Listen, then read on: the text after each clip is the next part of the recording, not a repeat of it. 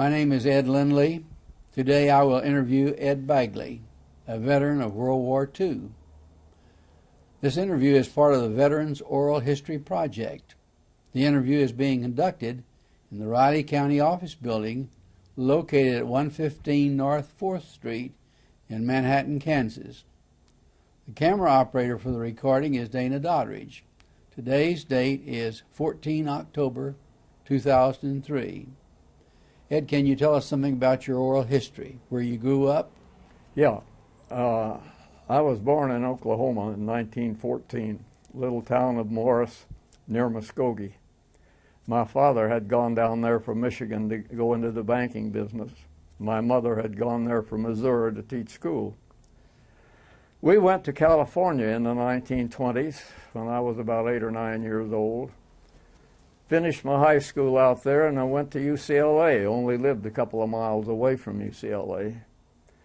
Got a bachelor's and a master's degree there, and then I went back to the University of Iowa to work on my PhD. And in 1940, I came down to Manhattan and joined the faculty of Kansas State University in the economics department.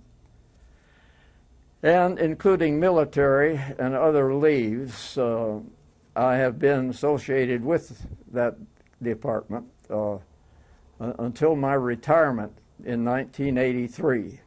But I've continued to live in the Manhattan area, where I married and raised 4 kids and have 8 grandchildren. Ed, how did you happen to get involved in World War II? What was the situation there? Well, I was single, and I could see I had a rather low draft number in Riley County, and I could see I wasn't too long away from being drafted. And I heard about an opportunity to train to be a motion picture cameraman in the Signal Corps, which required that I enlist rather than be drafted. So this is what I did. And I got into that organization and had camera training in Hollywood before I was assigned to a Signal Corps camera or motion picture company in the military.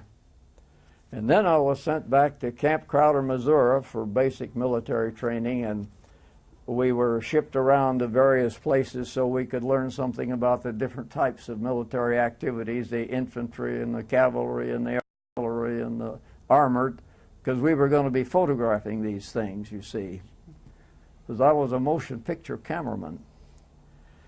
And then I was assigned in World War II to a ground combat unit in Burma, which came to be known as Merrill Marauders, the only ground force combat unit of the United States that fought on the continent of Asia in World War II.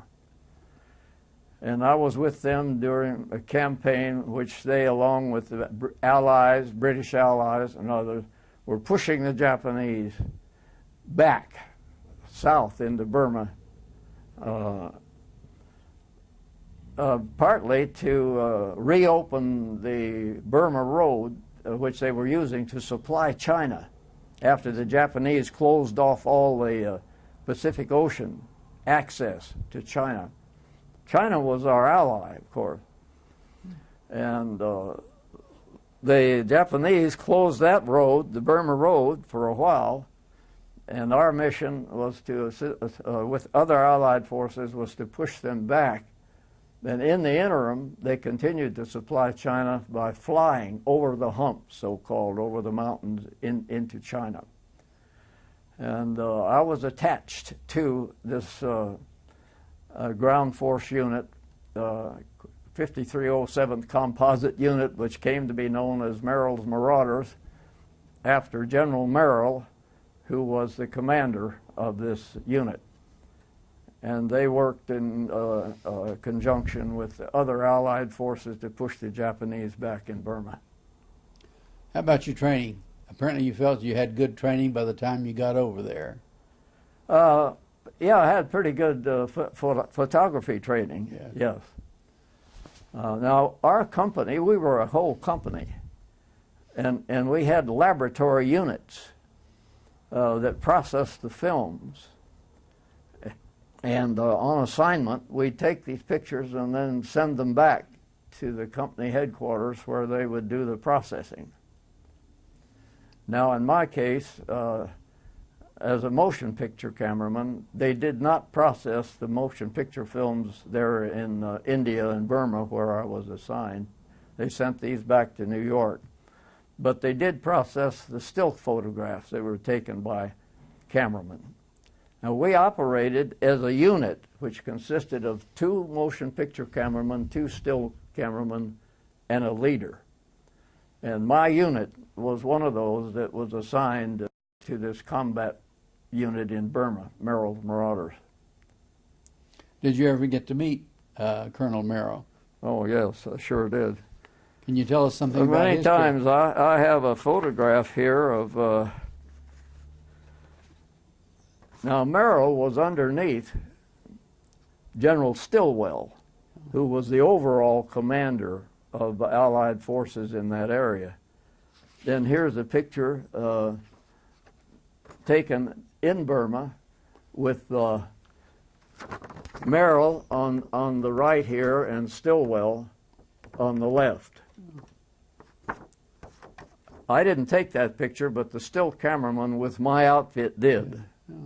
I was a motion picture cameraman. I did have a still camera assignment toward the end of the war, but most of the time it was with the motion pictures.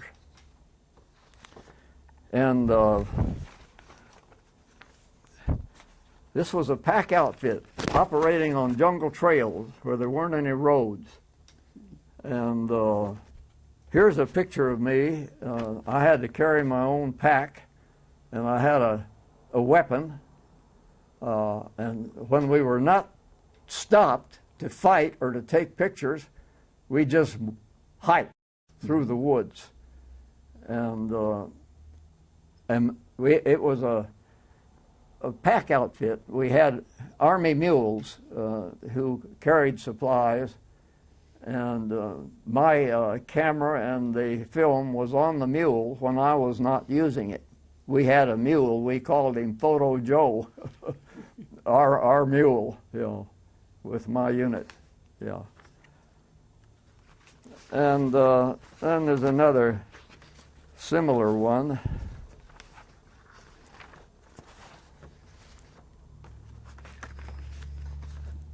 I guess I didn't bring that, but that's all right. You don't need it. Let me ask you something about General Stilwell. They called him Vinegar Joe, did they not? Yeah. Mm-hmm. Was he a very capable individual? How did he get along with the Chinese? Well, I'm not an expert on that, but he was a pretty opinionated, hard-headed guy, and he got along well with his own troops. He was well liked by people that served under him, because he didn't hesitate to get down in the dirt with them, you know. But he didn't get along that well with the Chinese and the British, because he was too much interested in having his own way on things. Mm-hmm. How did he get along with the Colonel? Oh, I think he got along quite well with Merrill. In fact, he's the one that appointed Merrill, you know, to be in charge of this unit. You know. And most of the people in that unit were volunteers who were recruited from the Pacific, where they had already had combat experience. And they were told, you know, that you go on this mission, and if you get through that and get finish it, then you get out. So most of them were volunteers, and most of them also had pack experience working with pack animals, horses and mules and things of that nature. Now, that didn't apply to me. I wasn't a volunteer, but I was assigned to that unit. Tell me about your travels over there. Did you finally get to China or not? No. we actually, the Merrill's job was to, military job was to run around the end as they were having a drive on the front, main front, and try to cut off Japanese reinforcements in conjunction with an attack on the main front. And so we did a lot of making our own trails through jungles. And we did this three separate times in the Merrill Marauders campaign, and we were very successful in pushing the Japanese back because they were very much extended. And then after that one, we had another one which came to be known as the Mars Task Force, operating the same way in the same general area, but with different troops. And I was assigned to that one too. And we stayed there until essentially the end of the war.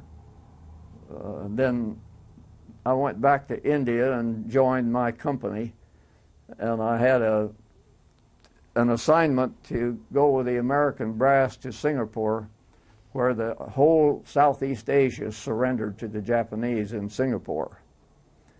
Everybody knows about the surrender in Tokyo, but most of them don't know there was a second surrender in Singapore. Tell us about that, Ed, if you will.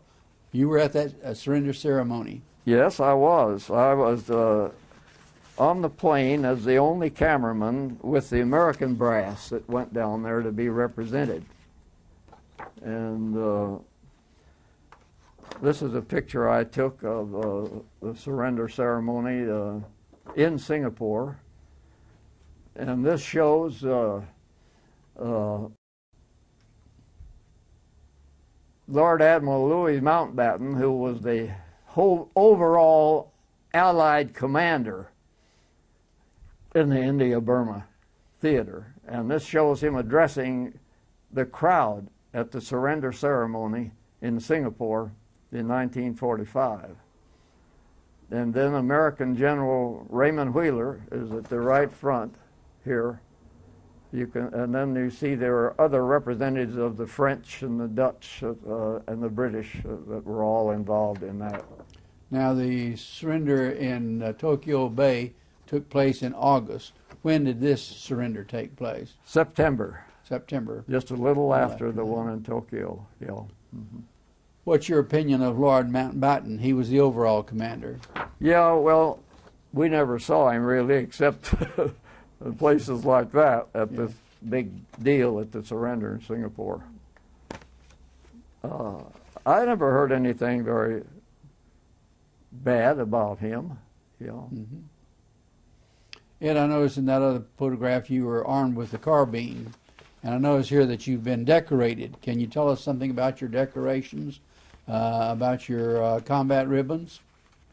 Well, I don't know, I had combat ribbons, but my only decoration really was a Bronze Star. I was awarded a Bronze Star mainly because I had the most military experience of anybody in my company. Not only with the Merrill Marauders and the Mars Task Force, but was with the American brass at the surrender ceremony in Singapore. Well, I congratulate you on that. The Bronze Star is a very honorable award and something that is to be merited. Yeah,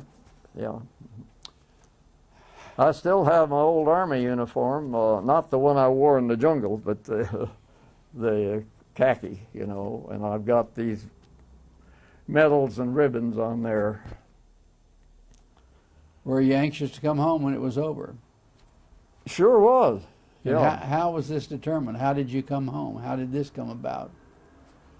Well, after the war was over, we actually were going to disband this company. And although I flew over with this small unit early in the war, we came back by ship from India. And when I got back to the States, I was formally discharged from the military, which I was anxious too, as soon as I could. Then I came back to Kansas State and resumed my position on the faculty here. How about after the war was over? Did you take advantage? I guess you already had your doctorate at that time. Is that correct? Yes. Did you use the GI Bill in those opportunities? I did use it some, not much though. I had most everything done before. How about this war? Did this was this successful as far as we're concerned? Is this going to wind up this type of activity? The war, you mean? Yes, yes. How successful were we in World War II? Well, we certainly won it from a military standpoint as far as defeating the European enemies, the Germans and so on in Europe, and the Japanese in Asia. As I've often said, I think one of the byproducts of the war was it wasn't too long after the war that the colonial domination of most of those regions in Asia, such as India and Burma and what is now Pakistan, which didn't exist in those days, and Java and Philippines and all of these places have gained their independence. And I attribute that indirectly, I think, to the war. I don't know how much longer those things would have lasted if it hadn't been for World War II, but that expedited that, did it not? How about any humorous incidents that you had over there? Did you have any trouble with the mules? Oh, yes. Well, that's kind of a long story. One of the shiploads of Army mules that was headed for India and Burma was torpedoed in the Indian Ocean by a Japanese submarine. So they had to fill out the mule assignment with horses and polo ponies and everything they could recruit from India. Now, we were fortunate enough to have a regular Army mule to carry our photographic stuff. But those that had to work with these polo ponies that were not used to carrying loads and not used to working in the jungle, boy, they had a lot of trouble with some of them. Sure. Yeah. Yeah, they were not trained for that effort, were they not? No. How about supplies? Did you ever run out of supplies? How about that you had? Well, we ate Army rations, of course, and we had K rations, and we had other kinds of rations when it permitted. To get wounded people back to India from Burma, where there were hospitals and where they could train them, and also to bring in supplies, and they took out my film, what they would do, knock down the ridges in a rice paddy near a village someplace, which would permit liaison planes to come in and land. And then they loaded the wounded people on them and flew them back to India and put them in hospitals there. This was in the days before we had the helicopters that are operating nowadays to do these sort of things. We had to make landing fields for these little airplanes they weren't big airplanes, they could carry maybe 20 or 30 people, to send supplies and wounded people back, and this was done all through the campaign. Yeah. This was very difficult living. Did you ever get any rest and recuperation away from your unit? Not during the campaign themselves. I did when the Mars Task Force campaign was over and I went back to India, and I was there until the surrender ceremony, which I attended in Singapore. And it wasn't long after that that I was put on a ship and headed for home and got out of the Army. Yes, I had military leave in India, and I had a trip to Kashmir, which the British, which the Indians and the Pakistanis are fighting over now. Yeah. because Kashmir is settled primarily by Muslim people. And of course, the separation of India into India and Pakistan was mostly based on religion.